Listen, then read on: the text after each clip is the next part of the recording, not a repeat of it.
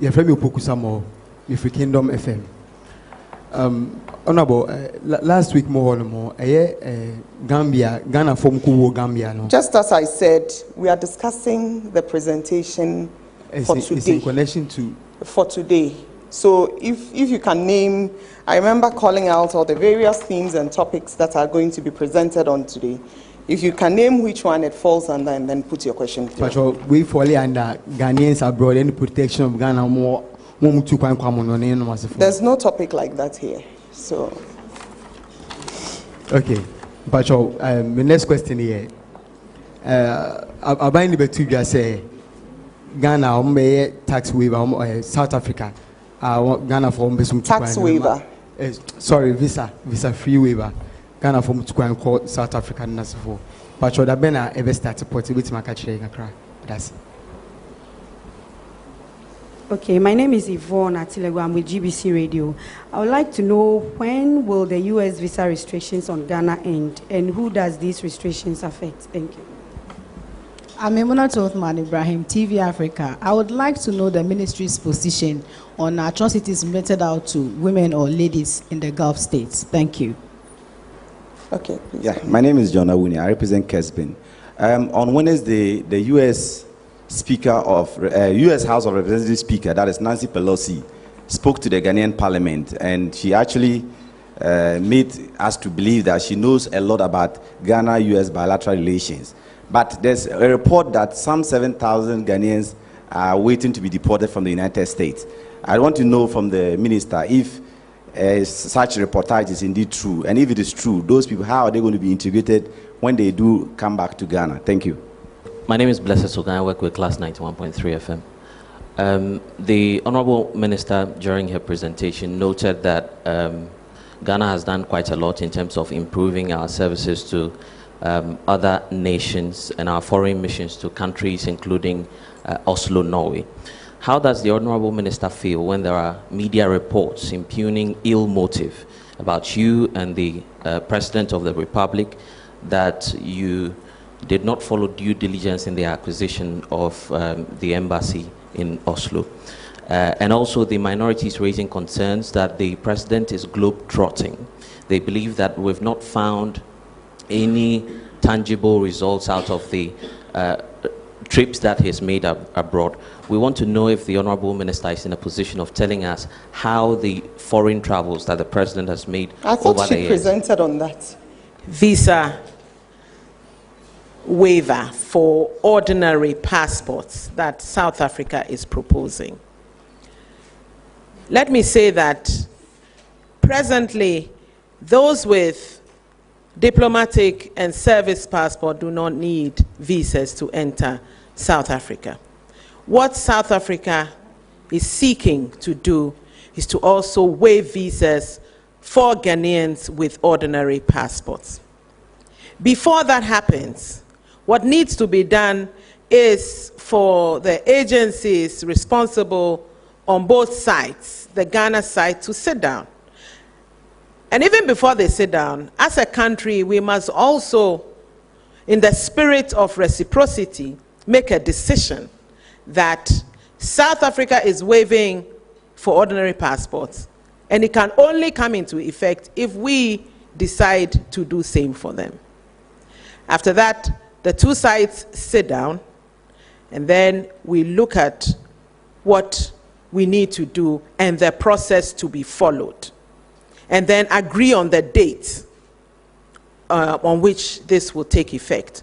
For us, it might be that we'll have to take it to Parliament. I'm sure that on their side too. So this is a process, but they've showed good faith, and it's as a direct benefit of the president's travel to South Africa. So this is one of the benefits that these travels yield for us as a country. So we still have a process to follow, and hopefully very soon, if we're able to look at ways in which we can expedite action on it, it will become operational. Now on the US visa sanctions, when it will end and who is affected. Let me take who is affected. Initially, we were told that it affects, I think, is it the G1 visas? Visas that cover our diplomats and their staff. Because usually when diplomats are going on posting, they are able to take some key staff. So for those ones, there's a ban on it. So they're not issuing any visas to that category. Then they said that it covers the legislature and the executive and our relatives. But subsequently, we have found out that when they say the executive, the Americans mean everybody on government payroll. So that covers some 600,000 people, from the relatives, my relatives, the minister's relatives, the president's relatives, all of us, covers all of us, to even, I believe that everybody on the consolidated fund in terms of salaries is covered. So teachers, I'm sure you heard that lecturers had been given that restricted visa. Their policy is to give 5-year visas.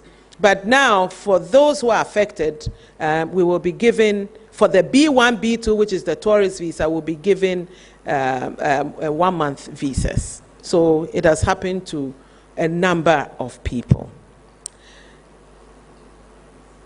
And that is where there is some disquiet, because people didn't think that it extended to that. And let me say that we are working towards ensuring that these sanctions are lifted. And I'm hoping that the next review, they will lift the sanctions. They are asking that when they present requests for documents, we should quickly issue the documents. And then when I'm talking about requests for documents to our embassy in Washington for Ghanaians who have overstayed or who have criminal records or whatever and have finished their term, usually they do deport them. We should quickly expedite action on issuing the documents. As a country also, we do have a process. Because you see, most people when they are arrested do not have any documents on them. So they have to go through a process of ascertaining who they are, and they bring it to us. We also, on our side, have to make sure we go through a process. Yes, this is a Ghanaian. What is the matter? What is the case? Has it come through and come to the end of due process before we are able to do that? But we are cooperating with them. And as and when they bring, we work quickly on them. We're posting an extra officer there, because the issue was also a matter of human resource capacity, because we didn't have enough officers, because these are the same consular officers who are dealing with passports, dealing with visas, and they have to deal with this as well. So we're working to ensure that we have a smooth running and there are no delays. And that dovetails into the question on the 7,000. Do we have 7,000 Ghanaians who have overstayed in the United States? Is it 3,000? Several numbers have been bandied around. But whatever the case, I believe that we do not condone our citizens going to another country to offend the laws of that country.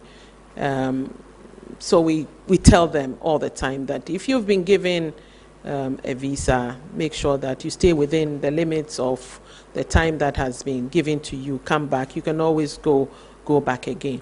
But whether it's 3,000, 7,000, we do not have a list of 7,000 people.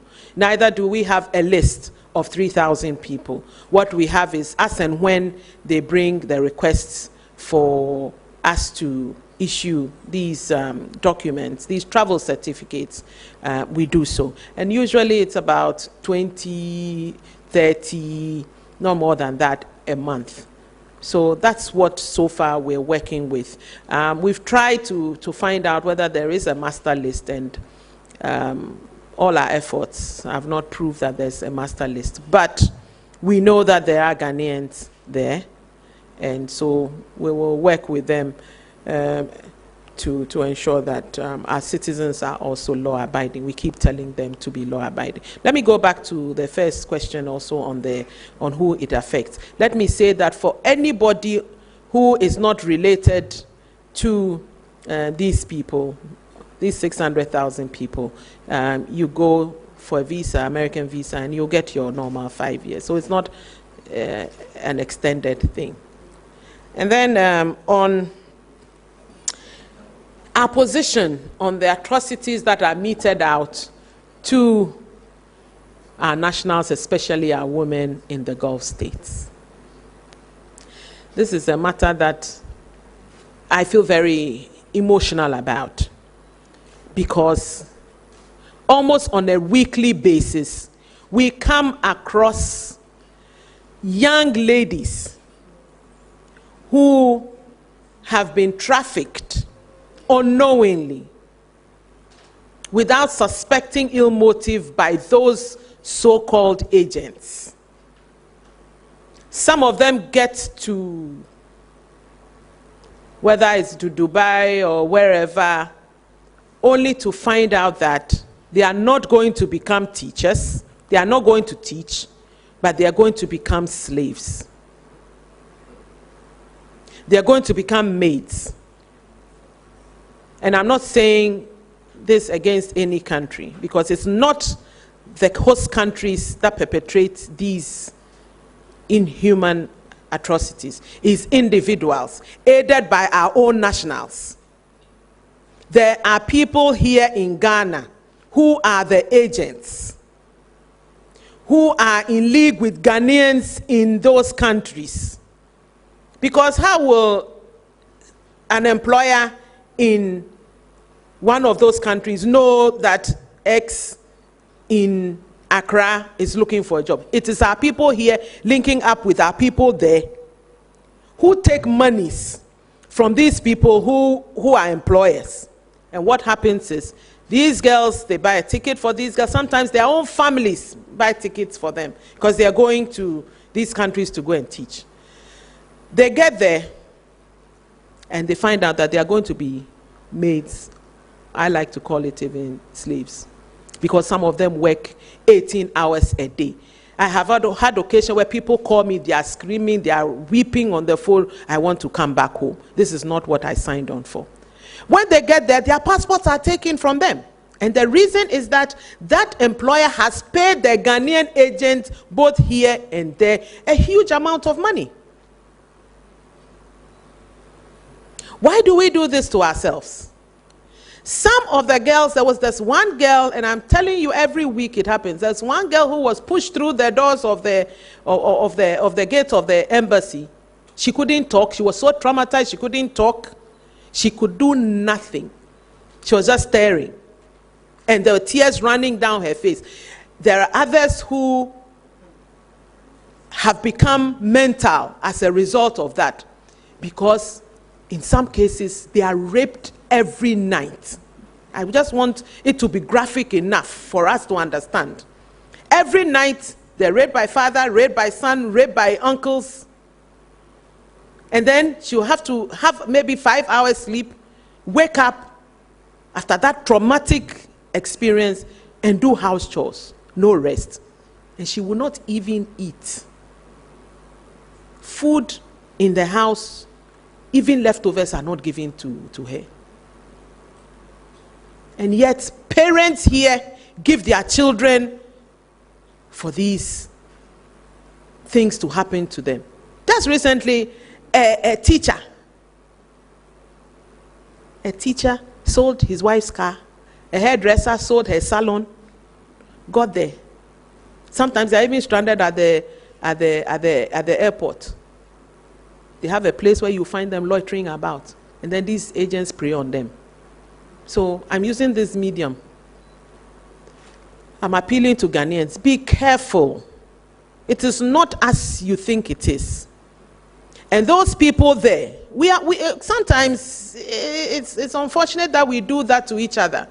It is the same thing with those who go, or they attempt to go to Europe and go through Niger, go through Libya. It is our same people who connive with the people on their way to extort huge monies from them. And what they do is they call their families here and say, I have Ayoko in my custody. If you don't pay X amount, I won't release her.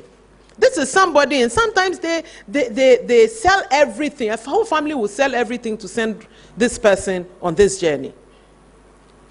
And yet, if they are caught, whether it's through the Agadez or whatever, on their way through the Libyan, and may I say that over 50% of them die on their way. The desert is something else. They die on their way. And then those who get to cross on those dingy, very dangerous boats, some of them also don't make it. It capsizes and they die. And the story was told me of a woman, and she was so traumatized when they got to Spain, whose child died because of a baby, because of the cold.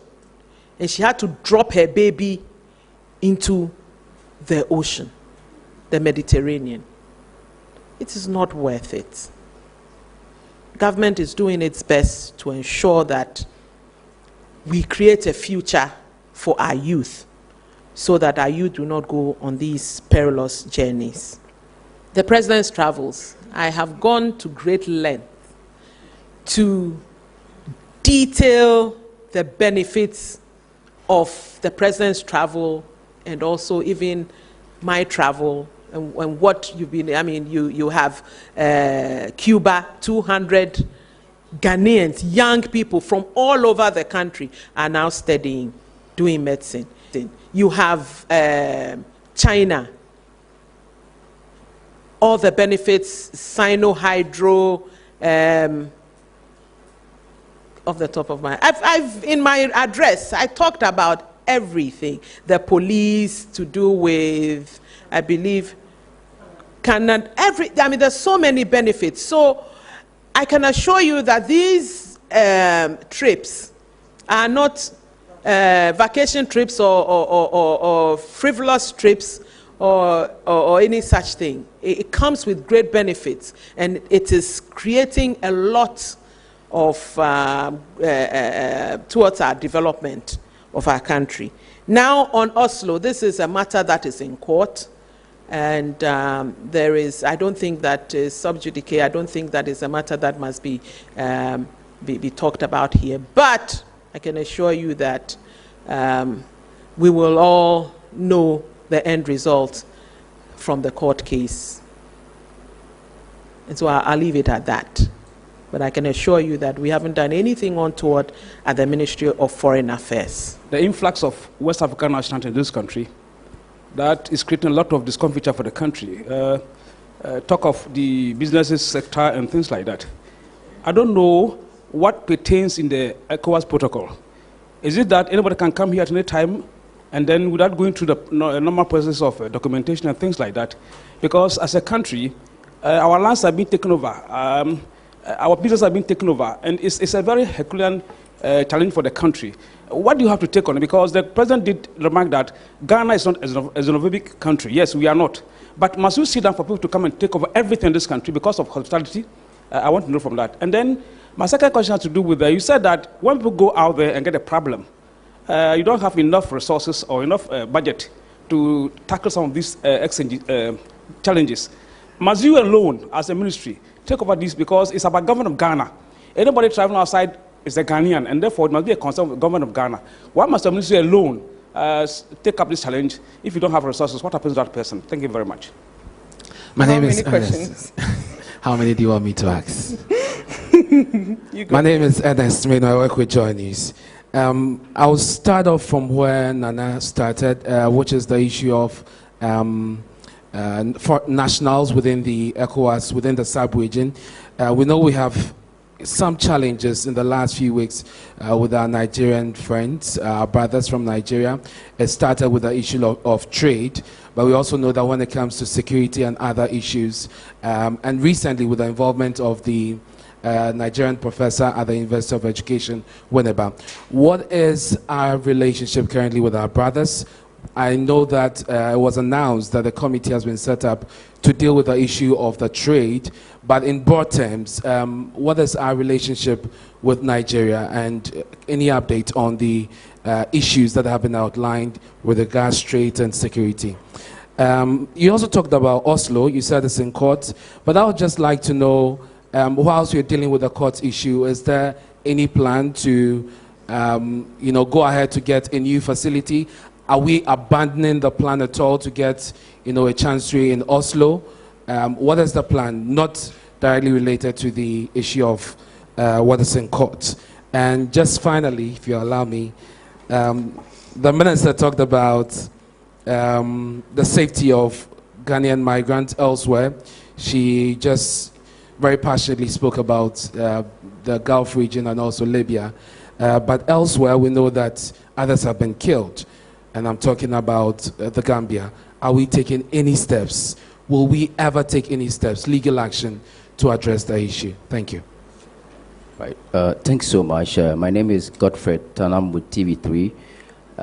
The minister mentioned that the ministry facilitates stranded Ghanaians outside the country, and even to the extent that those who pass on, their bodies are brought in the country, and the ministry does that. And I want to read a message that I received from someone from Kumasi, and I want to find out if you are aware, and if you are, what you are doing about it. I said, the CEO of Citizens Investment Corporation, Yao Yeboah Boakye Duchum, now deceased, constructed a military camp for Guinea government in the 80s. Guinea Supreme Court ruled for, in 2013, the release of his money to the family in Ghana, but to no avail. So I want to find out from you whether you are aware of it and what has been done about it. Thanks so much. I'm Barbara from GTV. I would like to know, from 2018 to date, how many visas have we issued to foreigners? And how much have we made? You mean from all the missions, all Ghanaians missions? No, you want foreigners coming into Ghana. Yes, so all the Ghanaian missions abroad. Yes. You want to know the data how of many visas we've issued, Minister, you and better how start much counting. we've made. The influx of West African nationals who are resident in Ghana. Let me say that as a country and a leading member of ECOWAS, we signed onto the protocol of free movement of persons, goods and services. And on free movement, it says that the community citizens have the right to enter, reside, and established in the territory of member states. And it goes on and on and on and on. The right of entry, residence, and establishment, which will be the course of a transitional period, and so on and so on. But for 90 days, any ECOWAS citizens is able to enter into our country, just as Ghanaians are able to enter into other ECOWAS countries to reside there. Of course, 90 days they have to exit. If there's a need for them to stay, then they need to go through the proper process in order for them to stay in this country. The influx of West African nationals holding businesses and all kinds of activities here. This, I can assure you, is a tricky one, and there's a reason why I say that. If you take Côte d'Ivoire, you have over 500,000 Ghanaians living in Côte d'Ivoire who own businesses. I've gone to a market in Côte d'Ivoire and I was greeted by Ghanaians who are in the market, who are selling crabs and all kinds of things in their market. You go to Nigeria, there are Ghanaians who have lived there for a very long time and continue to live there and to do their business there. And this is, I'm just giving facts without applying it to what is happening.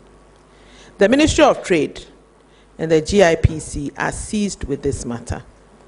But from my perspective, I just want us to be circumspect in how we fan the flames of other nationals who are coming into our country. Because if Nigeria decides to send Ghanaians back, it will be another, what's it called, the Exodus, Ghana must go Agege matter, which was in retaliation to our sending Nigerians back. So I think that these are matters that are being handled, and I think that we should have faith in the agencies, including ours, the Ministry of Trade, the Ministry, the GIPC, in ensuring that they handle it very well. Otherwise, there'll be a tit for tat, and there'll be all kinds of things that will happen which will not augur well for our country. So that's what I can say. But I can assure you also that things are happening behind the scenes to ensure that our laws, that anybody who sets up in this country is obeying the laws of the country and making sure that they go according to the laid down laws. We must make sure that we also apply our laws. Other countries, they are applying the law, so our nationals who go there know where to go and where not to go.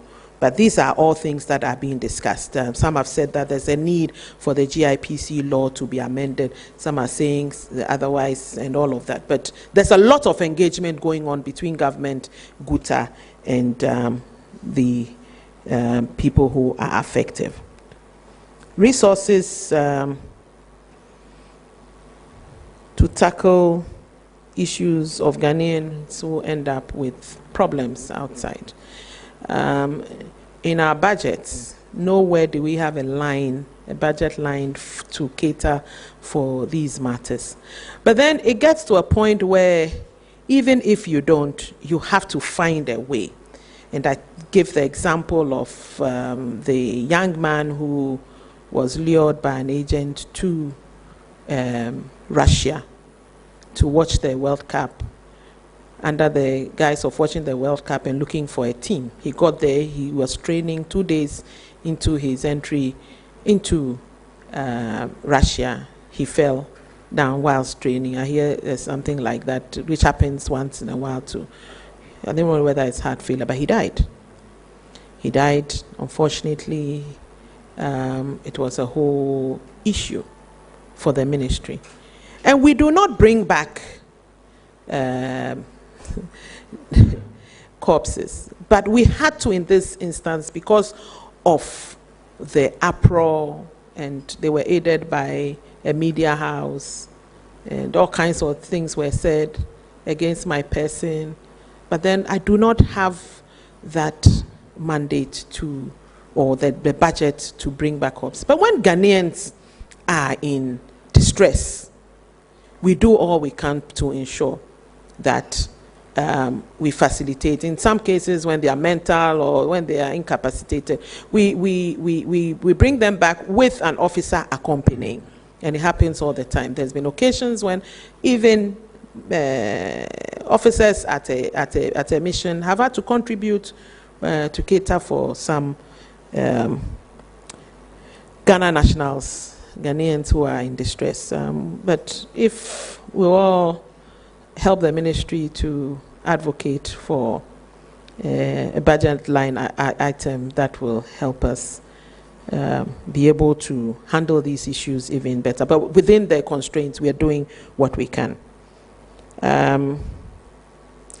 Whether this whole thing with Nigeria is affecting, I do not believe so. I think that we have very strong relations with Nigeria, and we continue to assure each other that we will work towards improving on these relations, and that if Ghanaians fall foul to the laws of Nigeria, Nigerians fall foul to the laws of Ghana, we are all in agreement that the people must be dealt with. Because just as when Ghanaians fall foul to the laws of Ghana, we make sure that they are brought to book. So I don't think that this is going to affect the relations between our countries, although I know that with there's a lot of talk, there's a lot of social media campaigns going on, but I think the relations are very strong. On Oslo, we have opened a mission. We have a mission in Oslo. We have an ambassador resident. We have the full complement of staff in Oslo. There is definitely the need for us to buy a property because it's a very expensive city. Norway is an expensive country. Oslo is very expensive. Therefore, there's a need for us to buy rather than to rent. One embassy there, one country's embassy is paying 45,000 euros a month just for chancery. We don't think that we can sustain anything like that. So for now, we have the ambassador is in a one-bedroom apartment which is rented. The chancery is in an office block, and we are operating from there. But subsequently, looking forward, I think that the decision will be made to purchase, and we're working towards that. The case of the man in Guinea, I believe that it's something that has come to my attention, and it's being handled. These things have to be handled very carefully, and so we'll continue to engage and see whether we can eventually get his allowances or whatever is due him back to his family. These things take time, and I give the example of what has happened in Zambia, where Ghanaian teachers who were recruited to Zambia a very long time ago, now claiming their benefits. Many of them have died, many of them have come home, not died because of any ill treatment, but because of, due to natural causes, they've come home and they are claiming it. And just recently, after many years, the Zambian government, through the intervention of our president, has started paying them. So these are things that take some time to be resolved. So we'll look at it, and if we need to push for it to be expedited, we will do so. Now, on Gambia, we all know what happened many years ago, where it was reported that 44 of our nationals had been murdered. Many years later, 8 bodies were sent to Ghana. I was then the ranking member on Foreign Affairs. I remember very well. They were buried with 500,000 from the Gambian government as or towards the expenses of the funerals.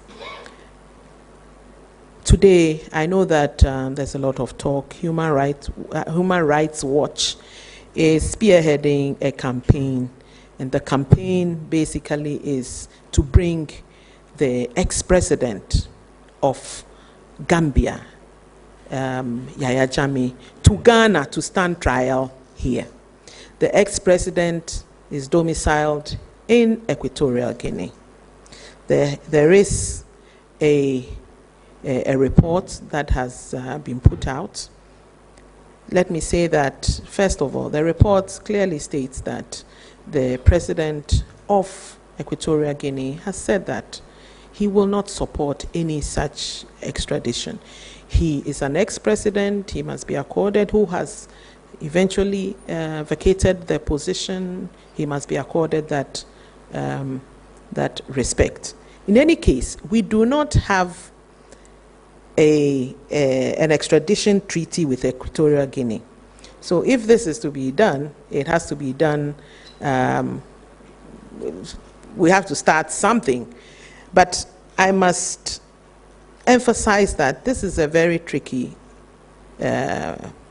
position that we find ourselves in. But the president is 100% committed to finding a lasting solution to this matter.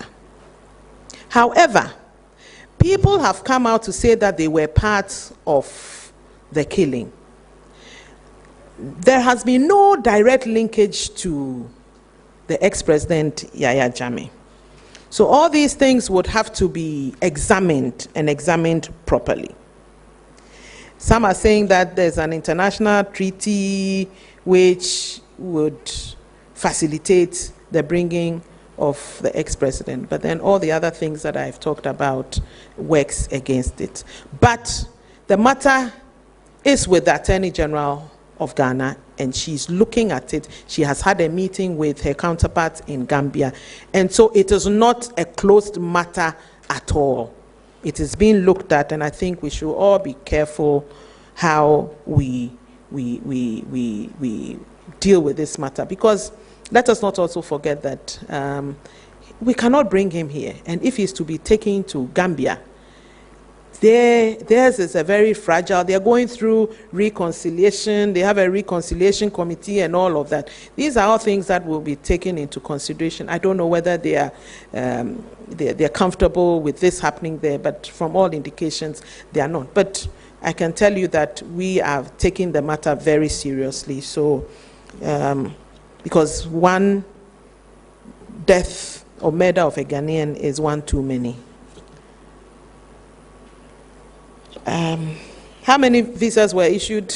I cannot tell. I just know that in the last couple of years, there's been an escalation in the number of visas that are issued to Ghanaians. And in this year, a good number for coming for the year of return, and also in the last couple of years, a good number of visas have been issued to potential investors. A lot of people are interested in Ghana, and they continue to come to our country to explore the opportunities that are here.